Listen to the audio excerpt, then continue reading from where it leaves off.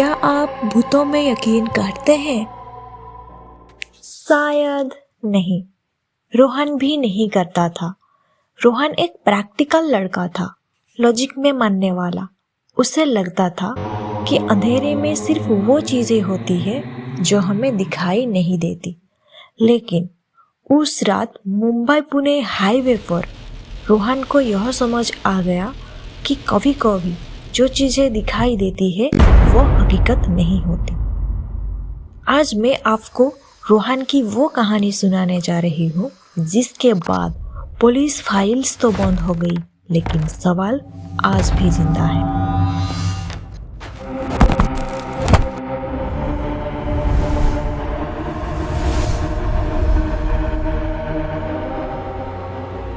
रात के 2 बज रहे थे।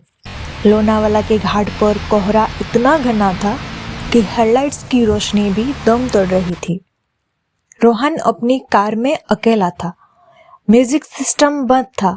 उसे सन्नाटा पसंद था, लेकिन वो नहीं जानता था कि वह सन्नाटा तूफान से पहले की खामोशी थी। अचानक उसे सड़क के किनारे कोई दिखा। एक आदमी रेनकोट पहने हुए सिर झुकाए खड़ा था। रोहन ने ध्यान नहीं दिया और गाड़ी आगे बढ़ा दी। होगा कोई, उसने सोचा।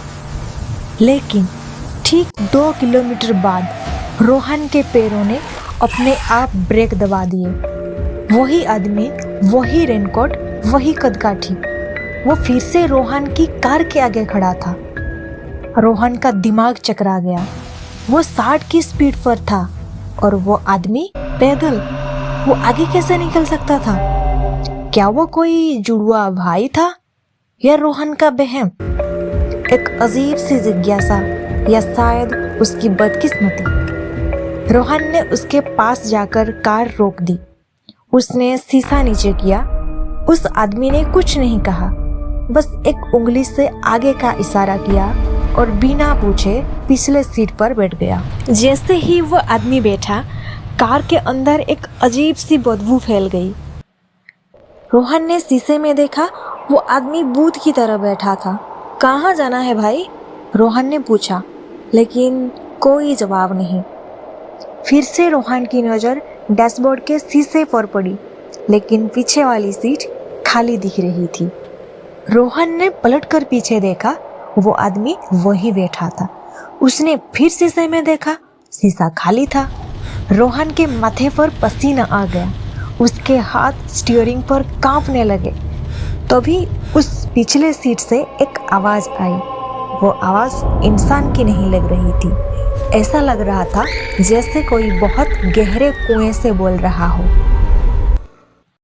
तुमने उसे क्यों छोड़ा? रोहन सकपका गया। क्या? किससे? उस लड़की को 3 साल पहले इसी मोड़ पर।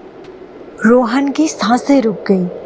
3 साल पहले रोहन से एक एक्सीडेंट हुआ था। एक लड़की उसकी कार से टकराई थी और वो डरा हुआ रोहन उसे तड़पता छोड़कर भाग गया था। यह राज सिर्फ रोहन के सीने में दफन था। इस अजनबी को कैसे पता चला? कौन हो तुम? रोहन चिल्लाया। उस अजनबी ने धीरे धीरे अपने रेनकोट का हुडी पीछे किया और उस रात रोहन ने जो देखा उससे उसका खून जम गया। उस अजनबी का चेहरा रोहन का अपना चेहरा था। वो रोहन का हमशक्ल था, लेकिन वो सही सलामत रोहन नहीं था। उसका चेहरा जख्म से भरा था। उसकी एक आंख पत्थर जैसी सफेद थी और उसके गले पर टायर के गहरे निशान थे। वो दूसरा रोहन आगे झुका और उसके कान में फुसफुसाया, मैं वो रोहन हूँ जो उस रात रुक गया था और तुम वो रोहन हो जो भाग गया था। आज हिसाब बराबर होगा। कार बेकाबू हो गई। रोहन ने ब्रेक दबाया, लेकिन गाड़ी नहीं रुकी। वो खाई की तरफ बढ़ने लगी और गिरते वक्त रोहन ने देखा कि वो दूसरा चेहरा मुस्कुरा रहा था। अगली सुबह पुलिस ने रोहन को खाई से बाहर निकाला। हैरानी की बात ये थी कि रोहन जिंदा था। इतनी गहरी खाई में गिरने के बाद भी उसे खरोच तक नहीं आई थी। इंस्पेक्टर ने रोहन से कहा, बेटा, भगवान का शुक्रिया मनाओ, तुम बहुत लकी हो। लेकिन कहानी यहाँ ख़त्म नहीं होती। जब रोहन को एम्बुलेंस में बिठाया जा रहा था, इंस्पेक्टर ने रोहन से पूछा, लेकिन हमें समझ नहीं आ रहा कि ये दूसरी बॉडी किसकी है। रोहन का दिल बैठ गया। दूसरी बॉडी? मैं तो अकेला था। पुलिस को कार की पिछले सीट पर एक कंकाल मिला था। वो कंकाल बहुत पुराना था, शायद 3 साल पुराना। लेकिन पुलिस को जो चीज़ सबसे ज़्यादा परेशान कर रही थी वो ये थी कि उस कंकाल ने वही कपड़े पहने हुए थे जो रोहन ने उस रात पहने थे, और उस कंकाल की जेब में रोहन का ड्राइविंग लाइसेंस था।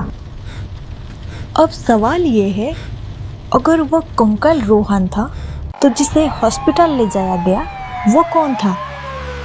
क्या रोहन उस रात बच गया था या फिर असली रोहन 3 साल पहले ही मर चुका था और जो हमारे बीच घूम रहा है, क्या वो सिर्फ एक याद है?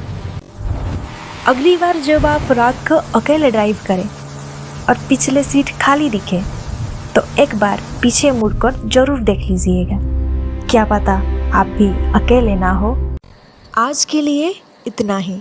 अगर आपको ऐसे ही कहानी सुनना पसंद है तो जुड़े रहिए हमारे इस चैनल स्टोरी टेलर्स दोस्त के साथ। मिलते हैं नई कहानी के साथ। तब तक के लिए आप अपना ध्यान रखें। धन्यवाद।